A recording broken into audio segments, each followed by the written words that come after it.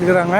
அதுதான் இந்த ஃபால்ஸ் மாதிரி ஃபுல்லாக எப்படின்னா ரியலாக இப்போ நம்ம மலைக்கு கீழே நின்னால் எப்படி தண்ணி ஊற்றும் மலை அருவியில், அதே மாதிரி ஃபுல்லாக ஆர்டிஃபிஷியலாக ரெடி பண்ணியிருக்காங்க. பார்த்தோம் அப்படின்னா நம்ம ரியலாக ஒரு மலைக்கு கீழே நிற்கிற மாதிரியே இருக்கும்.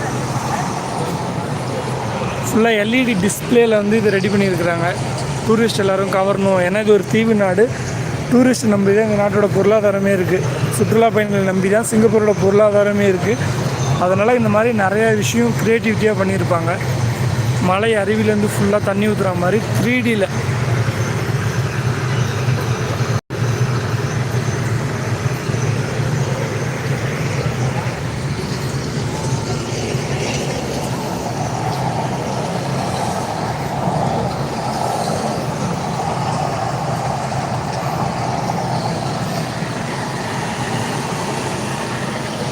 இந்த இடத்துல வந்து நிறைய பேர் என்ன பண்ணுவாங்கன்னா ஃபோட்டோ எடுக்கணும் அப்படின்ட்டு இந்த இடத்துக்கு நிறைய பேர் வருவாங்க.